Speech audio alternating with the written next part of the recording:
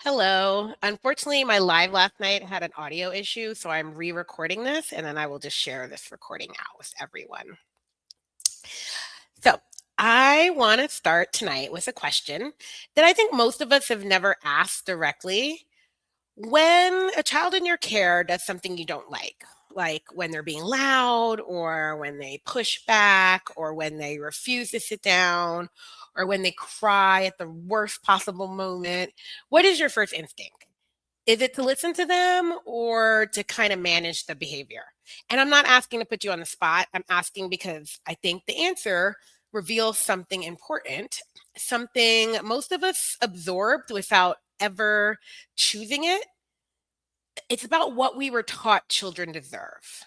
Because here's the truth: most early childhood systems are built on the assumption that children have to earn their dignity, that respect is a reward, that agency is a privilege, and something extended when a child has demonstrated compliance or readiness or enough self control to deserve it. And I want to be very clear tonight, that is not a neutral approach, and I believe it's one that's very harmful. Welcome back. My name is Dr. Denisha Jones, and I'm a scholar activist. I'm a teacher educator, former teacher educator, true play advocate, and creator of a community called Free to Teach Equals Liberated to Learn. So we're in week 3 of Embracing Early Childhood Education and Care Values as Resistance, our Wednesday night live series where I dig into early childhood education care values, 10 values that I believe should be guiding your work with young children. And I use a 4-step framework to turn those values into active resistance. If you're joining us for the first time, this series is rooted in a special issue of the Global Education Review that I co-edited, titled Navigating an Uncertain Future by Embracing Early Childhood Education and Care Values. So I put the QR code at the top of the screen, the blue one, and you can scan it to read the first issue. So each week, I'm going to take one of the 10 values, unpack it, and walk through the 4-step framework. And that includes naming your value, auditing it, framing it, and then advocating for it. If you missed last week's session on Childhood is Sacred, the recording is on my YouTube page. And so I put that QR code up there. It's the red one. You can scan that and go to the QR code page and read that there. All right, so we're going to start with tonight's for the second value of the 10 that I listed for this evening. It's going to pop up on your screen here. So, valuing children as inherently worthy of respect, dignity, agency, and autonomy without conditions or rewards. Let's get into it. So, when I say children are inherently worthy, I mean inherently, not conditionally, not eventually, not once they've shown us they can handle it. Inherently means it is not something they have to earn. It is granted by an adult who decides, it is not granted, sorry, it's not granted by an adult who decides a child has performed well enough to deserve it. It's the baseline, right? It's the starting point. It's what we owe every child from the moment they walk into our space or when they're born into the world, right? Because children are human beings with rights. And I know that sounds simple, but watch how quickly that principle disappears when we enter traditional early childhood classrooms, right? Watch how quickly we shift from children have rights to children have to earn the right to speak, to move, to choose, to be heard. We tell 4-year-olds, when you sit quietly, you can choose a center for choice time. I did this as a kindergarten teacher, right? If you finish your worksheet, you can go outside. If you follow the rules, I'll give you a sticker. We have built entire behavior management systems on the premise that children start at 0 and have to earn their way up to being treated like a full person.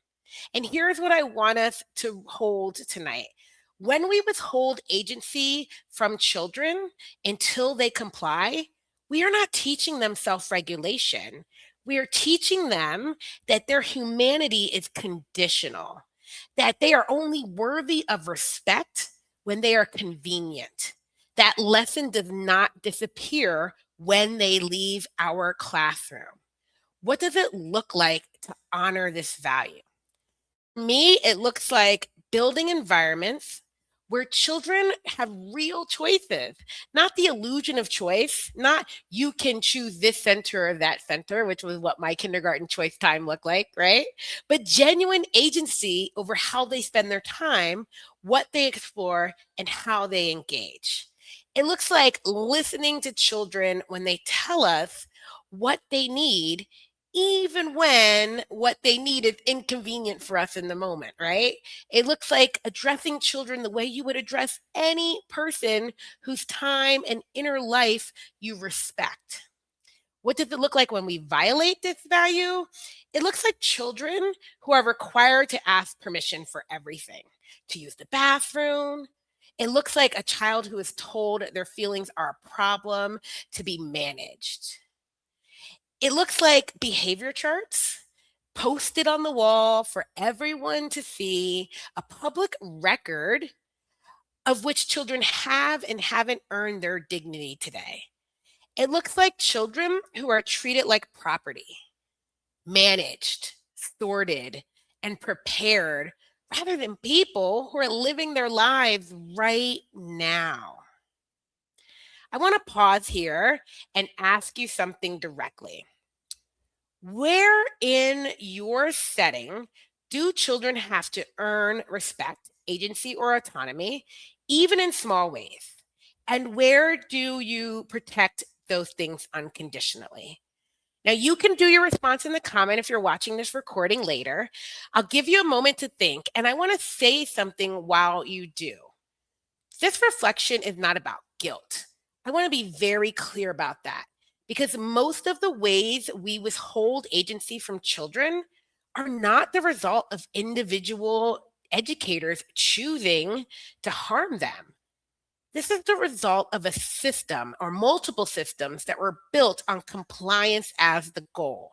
Systems that were designed to produce obedient workers and conforming citizens, not liberated human beings.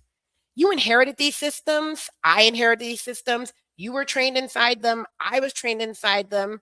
And many of you are still being evaluated by how well your children comply. So I'm not asking you to carry personal blame for a structural problem. I'm asking you to see it clearly because you cannot resist what you cannot name. So let's walk through all 4 steps of the framework. Part 1, name your values. Sorry, let me put that back up there. What do you believe about children? Here's what I believe. Let me get that framework values back up there so you can see that. Oh, at the stage. There we go. Okay, we'll leave it big so you can see it.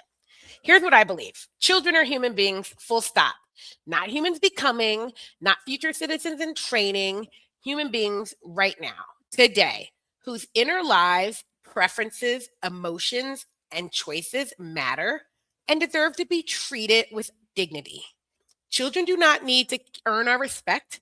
They do not need to perform compliance before we extend them the basic courtesy of listening to what they are trying to tell us. They deserve agency and autonomy as a condition of whole child development, not as a reward for meeting our expectations.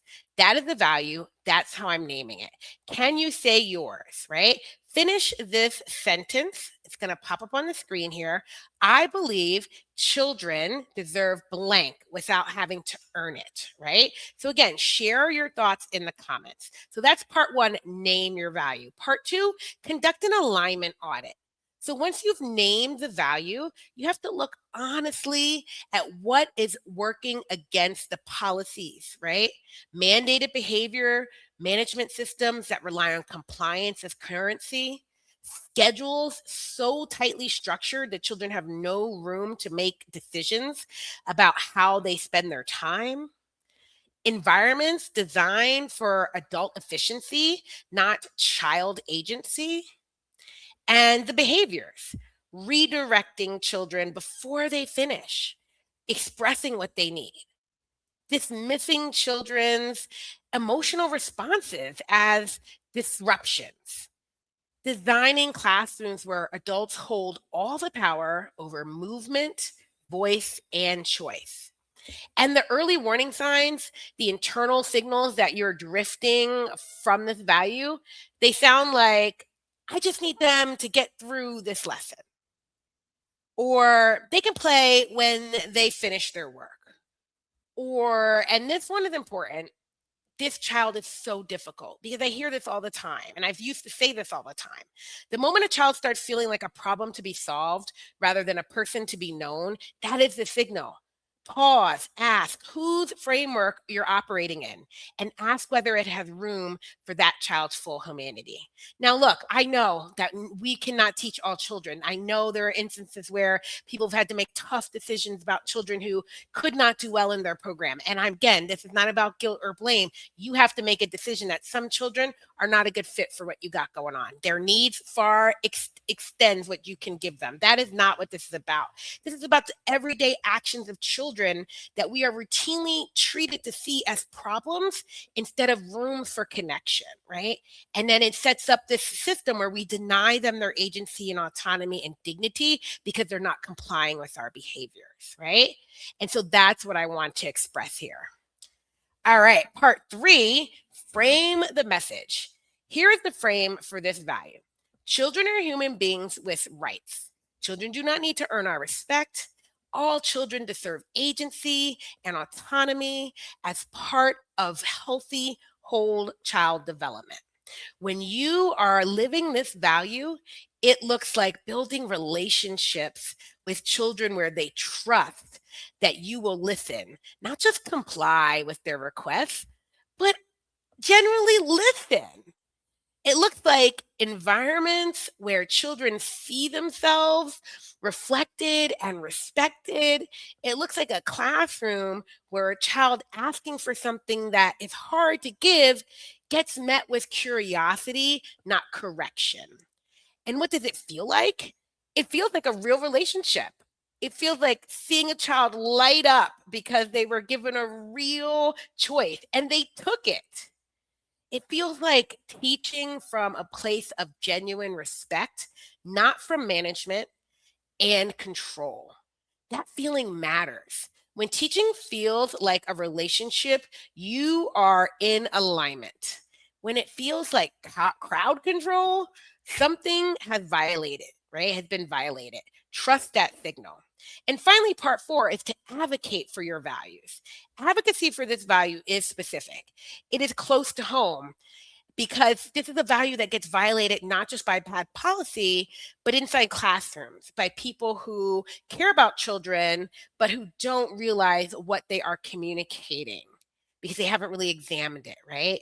So advocacy looks like this. When a colleague uses a behavior chart or you're told to use one by your administrator, the ones that publicly rank children by compliance, you offer an alternative. You share what you know, that behavior is communication, that agency builds self-regulation far more than effectively than compliance, right? Or punishment.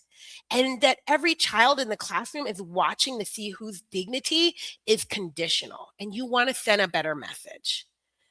Advocacy looks like designing your environment intentionally, giving children real choices, real time, and real say over their learning, and documenting what that produces. Because when you can show an administrator or a principal that child led agency builds the executive functioning and self regulation outcomes they care about, you change the whole conversation. Advocacy also looks like this: interrupting the language of deficit when you hear it in professional spaces, and we always hear it. When a child is being described only by what they cannot do, by what they need to manage, by how they make the room harder, that is the moment to say, tell me more about who this child is. What do they love?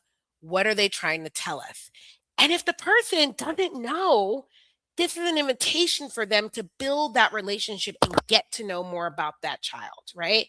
Find out who this child is and what they love, and so that you can know this child better and you can honor their dignity and humanity and give them that agency and autonomy. That reframe is an act of resistance, and it honors this value every single time. So, tonight's value, I'll put it back up on the screen for you. Valuing children as inherently worthy of respect, dignity, and agency and autonomy without conditions or rewards. That is what we're talking about. Children are human beings with rights. They do not need to earn our respect. They do not need to perform compliance before we extend them dignity. Your job is not to manage children into a state of readiness that they can never achieve. Your job is to build a space where every child, especially the child who is the hardest to reach, experiences themselves as fully worthy of being here. So, if tonight's conversation resonated with you, I want to invite you into my free school community, Free to Teach Equals Liberated to Learn, where we continue these conversations every month. You have access to resources, reflective prompts, and educators who are doing this work alongside you. Scan the green QR code on the screen, and I'll drop the link in the comments later. And then next Wednesday, we move to my third professional early childhood value, embracing play as the leading activity of development. Here is a sneak peek. Next week, on Wednesday, May 27th, I will host my fourth live session in my new series, Embracing Early Childhood Education and Care Values as Resistance. In this live, I'm going to explore the third of 10 professional early childhood education and care values, embracing play as the leading activity of development. Child-led free play is how children develop and learn best. In this live, we're going to discuss how you can value play as learning and advocate for child-led free play as a form of resistance. Through my research on true play in Anji, China, and teachers' role in play-led environments in Pittsburgh and Maryland, I have seen how play fosters freedom and liberation for children and teachers. And this is why I value play and I use it to push back against harmful policies and practices. You can join this live by visiting my Facebook and my Instagram page next Wednesday at 7 p.m. All right, that's right. I forgot to mention that I did, even though I didn't, yesterday's live was not good in terms of the recording and the audio, I did figure out how to live stream to my Facebook page. So from here on out, Wednesdays, 7 p.m., we'll go live on my Facebook and my Instagram page. And I might have a couple special guests coming up soon, I hope. So stay tuned for those announcements too. Thank you for being here. Thank you for doing this work. Keep going. And I hope to see you again soon.